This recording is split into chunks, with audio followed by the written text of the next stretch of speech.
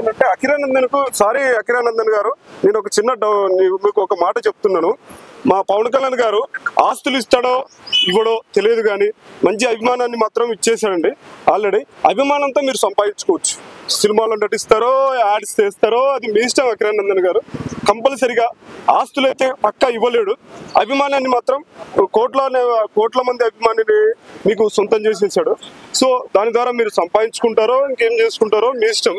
So Pawan Kalyan గారు అఖిరానందన్కి అభిమానాన్ని ఇచ్చాడు.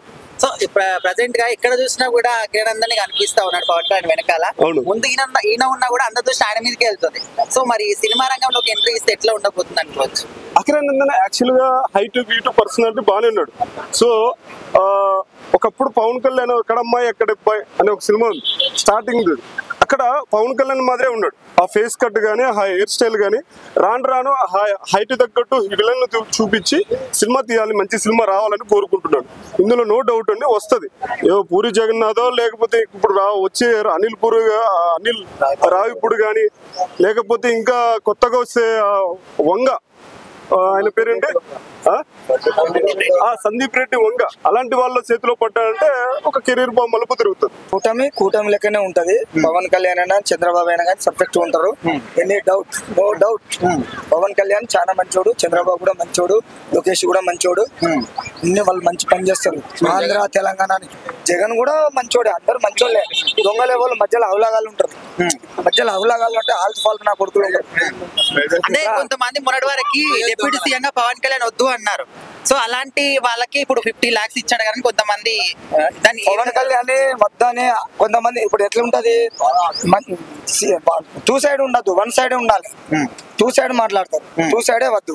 పవన్ కళ్యాణ్ అదే లైన్ లో ఉంటాడు. Next CM Pawan Kalyan. పవన్ కళ్యాణ్ పరిపాలన గురించి ఏం చేస్తాడు ఆయన? ఇప్పుడు చంద్రబాబు సీఎం కూడా ఆంధ్రాలో ఉష్క కూడా ఫ్రీ ఇస్తాడు. పవన్ కళ్యాణ్ కూడా గరీబులకు సాయం చేస్తాడు. అది ఆయన డిస్ట్రిక్ట్ సీఎం కాముందు కూడా పవన్ కళ్యాణ్ అందరి గరీబులకు సాయం చేసాడు. మంచి Bheemla Nayak, that is Bheemla OG Hari వీరమల్లన్న. నెక్స్ట్ అక్షత్ Gabbar Singh. Thank you sir. NTR fest అనేది అది ఇప్పటి నుంచి నడుస్తుంది, 10% ఉంది ఆల్రెడీ.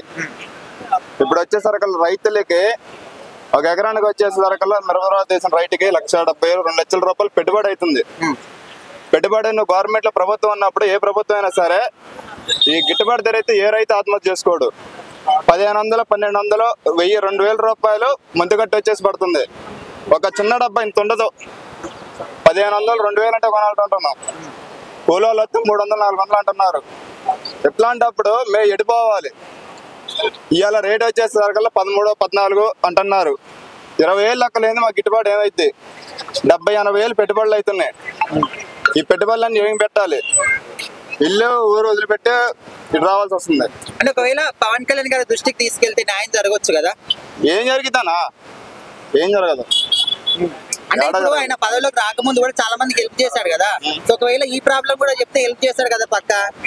చాలా ఎట్లాంటి చాలా అంటే ఈ రైతులు కనుక అందరూ ఈయనంటే ఇప్పుడు ఆయన సీఎం అయ్యాడు. ఇవన్నీ చేయలేక ఆయన నెలకొంది. అంటే ఇప్పుడున్న ప్రభుత్వం సరిగా చేయట్లేదు అంటే ఇంత ముందు లేదన్న 2 ప్రభుత్వాలలో. అంటే ఇప్పుడున్న ప్రభుత్వం అందరికి హెల్ప్ చేస్తుంది కదా. ఒకవేళ దృష్టికి తీసుకెళ్తే చేస్తుండొచ్చు కదా. తీసుకెళ్ళండి, మీరే చూస్తారుగా. ఇంకా 3 సంవత్సరాలు ఉంది. ఈ లోపల జనమేనగా అంటున్నారుగా.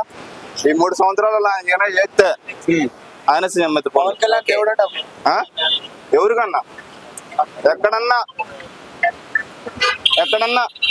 రైతుకి గిట్టుబాటు ధర ఎవరికన్నా ఇచ్చిండో ఒక్కరికన్నా చెప్పండి. రైతులు న్యాయం చేయాలంటున్నా. అది మిరపకాయలకి పత్తికి గిట్టుబాటు ధర ఇవ్వాలనుకుంటున్నాం.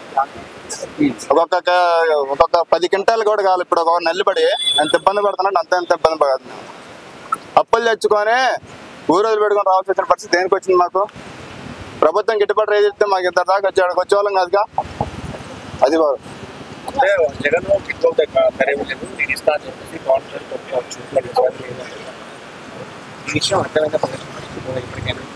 రాదన్న గిట్టుబాటు రాదు. నాకు తెలిసి మళ్ళీ వైఎస్ఆర్ 5 దాంట్లో డౌట్ లేదు. అన్ని పథకాలు ఇస్తా అని చెప్పారు. ఇస్తున్నారా? అన్ని పథకాలు ఇస్తున్నారా? బాగా ఇస్తున్నాను. అన్ని వస్తున్నాయి ఫుల్ గా. అసలు ఉచిత బస్సు వచ్చింది, మళ్ళీ అమ్మఒడి డబ్బులు వస్తున్నాయి, అన్ని వస్తున్నాయి.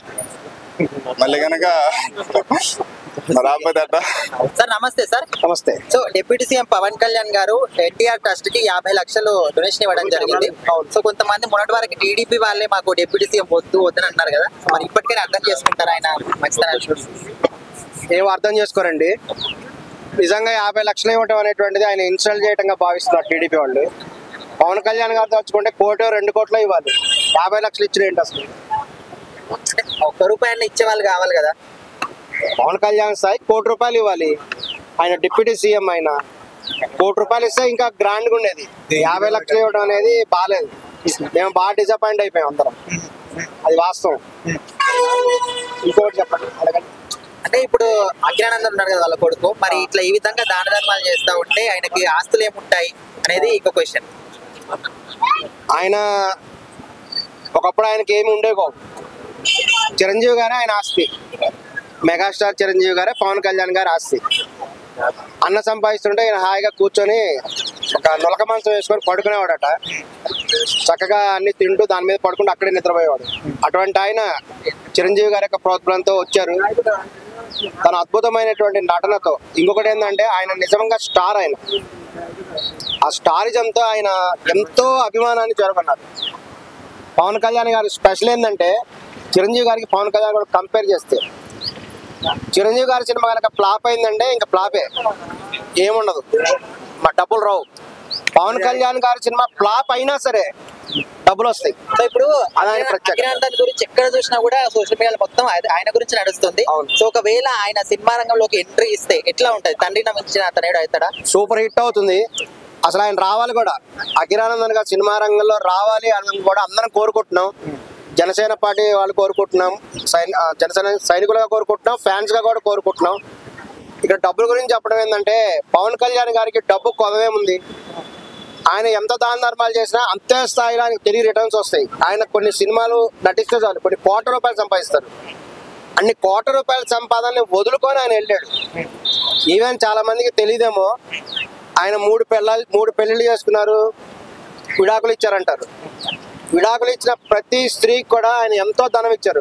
వాళ్ళంతా ఎకనామికల్ గా చాలా స్ట్రాంగ్ ఉన్నారు. అఖిలానందన్ గారికి ఇప్పుడు కొత్తగా డబ్బులు ఇవ్వాల్సిన అవసరం లేదు. ఆయన బ్రహ్మాండంగా ఆర్థికంగా చాలా స్ట్రాంగ్ ఉన్నారు. అంటే ఆయన హైట్, పర్సనాలిటీ, ఆ కట్అవుట్ చూస్తా ఉంటే ఏ హీరో గుర్తుకొస్తున్నారు మీకు? ఎలాంటి సినిమా తీస్తే బాగుంటుంది? జూనియర్ ప్రభాస్. అంతే. అఖిలానందన్ గారు జూనియర్ ప్రభాసే. ప్రభాస్ గారి తర్వాత ఆ స్థాయిలో ఉన్నటువంటి ఆయనే. ఆ స్థాయిలో ఆయన నడక గాని ఆయన స్టైల్ గాని కనబడుతున్నది. తప్పనిసరిగా ఆయన సినిమా రంగంలో రావాలి. పవన్ కళ్యాణ్ గారి వారసత్వం ఉండాలి కదా. రీసెంట్ గా చిరంజీవి గారు చాలా బాధపడ్డారు. వాళ్ళ ఇల్లట ఒక లేడీస్ హాస్టల్ లాగా ఉందంట. ఏంది ఒక లేడీస్ హాస్టల్ వాటర్ లాగా ఉన్నాను, నా పరిస్థితి ఇలా అయిందని చిరంజీవి గారు ఆయన కామెడీగా అన్నా జోక్ గా అన్నా కానీ అది వాస్తవం. ఎందుకంటే చిరంజీవి గారికి 2 కూతుళ్ళు, ఒక అబ్బాయి కూడా ఉన్నారు కదా. 2 పెళ్లిళ్ళు చేశారు. 2 కూతుళ్ళు డైవర్స్, అందరు పుట్టింట్లోనే ఉంటారు. కొడుకు పెళ్లి చేస్తే ఆయన చాలా కాలం సంతానం కలగలేదు. చివరికి ఏదో వైద్య శాస్త్రంలో కొన్ని పద్ధతుల ద్వారా చేస్తే ఆయన కూడా కూతురే పుట్టింది.